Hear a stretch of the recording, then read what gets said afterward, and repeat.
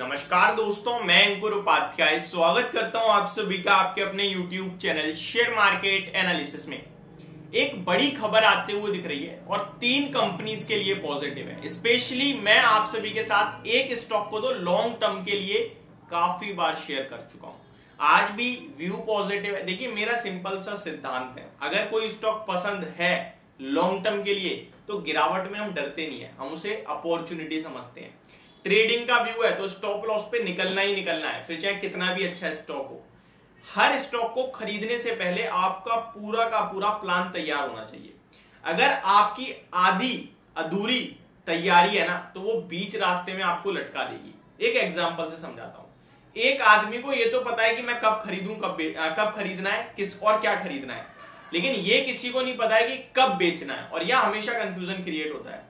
Share market एक ऐसी जगह है जहां इंसान फायदा बनाने के बाद भी रिग्रेट करता है, और फायदा ना बना पाए तो रिग्रेट करता ही करता है। देखिए, अगर आप 100 रुपए पे कोई चीज खरीद लेते हो और 110 का लक्ष्य है तो 110 पे आप बेच नहीं पाते, आप सोचते हो थोड़ा और बढ़ जाए, लालच आ जाता है तो 115 की सोचने लगते हो। इस चक्कर में वो 107 पे आके आप बेच देते हो, और फिर अगर 115 हो जाए तो आपको थोड़ा रुक जाता तो सही रहता, खुशी नहीं होती। इन केस स्टॉक नीचे 90 रुपए का स्टॉप लॉस काटे तो आप काटोगे नहीं, लॉन्ग टर्म के लिए रुक जाओगे। तो निकलना कम है वो आपको पता ही नहीं है। हमेशा पूरी प्लानिंग करो। अब मैं पहले खबर समझाता हूं।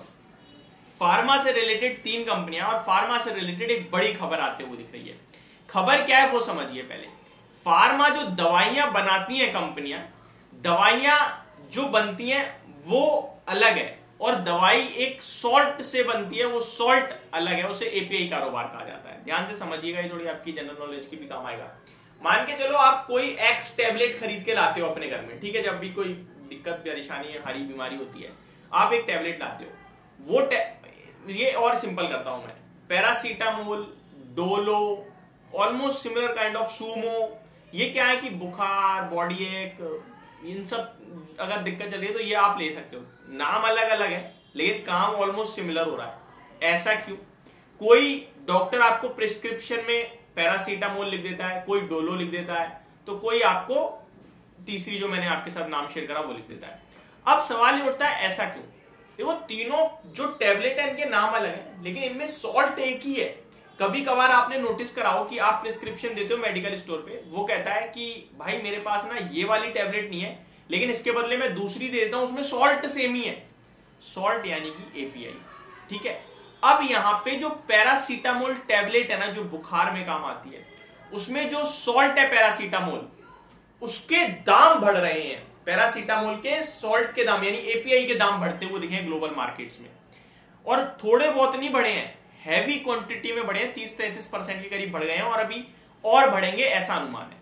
अब ये जो पैरासीटामोल के लिए जो सॉल्ट बनाने वाली कंपनियां, उनको होगा डायरेक्टली फायदा। अब होगा किसे फायदा, इसको समझते हैं। देखिए, जैसा कि मैंने बोला 3 कंपनीज हैं। एक आईओएल केमिकल है जो एक छोटे लेवल पे पैरासीटामोल के सॉल्ट का कहीं ना कहीं प्रोडक्शन करती है, तो उसको तो मैं साइड कर देता हूं। बाकी ये भी स्टॉक 9% भागा इस खबर के दम पर।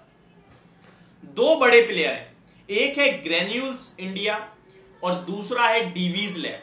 अब जो हमारे रेगुलर व्यूअर है उन्हें पता है डीवीज लैब को लेकर मैं हमेशा बुलिश रहता हूं। ये एक बेहद शानदार, मतलब बहुत ही तगड़ी कंपनी मानता हूं मैं इसे।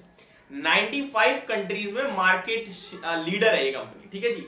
भारत में नहीं, केवल 95 कंट्रीज में। और बात की जाए अगर ग्रेन्यूल्स और डीवीज लैब में, तो देखिए लॉन्ग टर्म के लिए तो मेरे को डीवीज लैब भी पसंद है, बाकी ग्रेन्यूल्स भी अच्छा लगता है। 3700 रुपए पे आपके लिए डीवीज लैब खड़ा है। ये स्टॉक पे मेरा लॉन्ग टर्म का टारगेट 4500 से 5000 का है, जिसमें मेरे को 1 से 2 साल का व्यू रखना पड़ेगा, ठीक है जी। दूसरे स्टॉक की बात करें अगर ग्रेन्यूल्स की, और जो डीवीज लैब है वो केवल और केवल एपीआई कारोबार में ही है, बाकी ग्रेन्यूल्स की कुछ डायरेक्टली दवा भी आती है शायद। मैं ग्रेन्यूल्स की बात करता हूं। 312 पे अगर डिप मिल जाती है, जो कि ये स्टॉक रेंज ज्यादा प्ले कर रहा है, ऊपर आके बार बार टूट जाता है, जब ब्रेकआउट होगा तो डेफिनेटली बड़ा होगा। अगर कोई गिरावट आपको 300 रुपए के करीब मिलती है तो आप भी यहाँ पे भी एक ट्रेड इनिशिएट कर सकते हैं। एक छोटा स्टॉप लॉस रखें और ट्रेड इनिशिएट करें। 320 का छोटा टारगेट, उसके बाद अगर इसने ब्रेकआउट दिया तो फिर ये आपको 350 रुपए तक की भी मूवमेंट दिखा सकता है शेयर। बाकी डीवीज लैब में मेरे को कोई डर नहीं है। मैंने आप सभी के साथ 3500 रुपए पे बाइंग शुरू करी थी, 2900 रुपए तक शेयर टूटा, 2900 रुपए तक 3 टर्म्स में खरीदारी करी। हर समय जब आपके कमेंट आए तब वीडियो शूट करी, निश्चिंत होकर बने रहो। आज भी व्यू सेम है, निश्चिंत होकर बने रहो, ये स्टॉक आपका पैसा बनाएगा ही। समय ले रहा है वो बात अलग है, लेकिन पैसा बनाएगा, टेंशन फ्री बैठो। ये मेरी तरफ से अपडेटेड वीडियो, होप आप लोगों को सारी डिटेल और सारी खबर समझ में आई होगी, वीडियो पसंद आई होगी। Thank you so much for watching this video, have a great day guys.